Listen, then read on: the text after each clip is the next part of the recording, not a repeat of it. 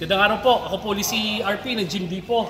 So, another proof of completion naman to. Ito, no worthy talaga na ma-video ngayon. Kasi, although kamukha lang siya ng regular na 4x4 natin, may adjustable pulley, ito medyo na iba to.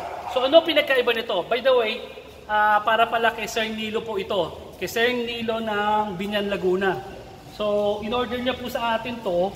Ang pinagkaiba nito sa 4x4 natin na crossover, na adjustable yung pulley, na kapag nakakuha tayo ng 2x2 na stainless na tubular na 2mm ang kapal. So mas malaki ito ngayon, ginagamit natin, kaya pwede na natin gamitin rack, half rack. So makikita nyo, dito nakalagay yung J-hook, yung dips attachment ni Sir Nilo, saka safety catch. So pwede ka nang mag-squat ngayon to gamit ang harapan. So ito, pwede tayo nakasagad sa likod. Unlike yung compact crossover, tsaka 4x4 na adjustable pulley, dito adjustable pulley, pero sa likod pa yung rack natin. Pero ito, nasa harapan na. So mas compact siya. Tapos lahat, pwede na siya pwede siya nakasandal sa pader. So very very sturdy to. So makita nyo, rack na to, tanggalin ko lang. So yung adjustable pulley naman niya, so makikita nyo. So kung gagamitin mo yung rack, of course, kailangan mo nang ilagay sa pinakataas para magamit yung rack. So, kauna-una ang delivery natin to para kay Sir Nilo. Tapos, may another client din tayo na umorder na nito, si Sir Jesse.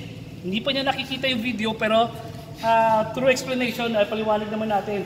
So, compact 4x4 siya, na-selectorized.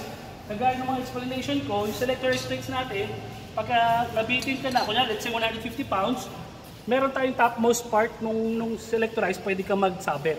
So, yun. Tapos, yun, rin ni Sir Nilo na linear bearing.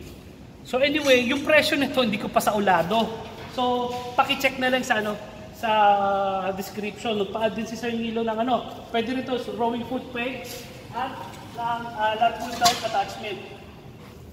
So, kompletong-kompleto to, kagaya ng compact cross at saka ng 4x4. Ito talaga yung benefits nung 4x4 at compact crossover, pinag-isa na natin.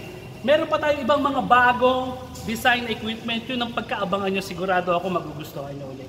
So ako po ulit si RP ng Jim Depot, maraming salamat po.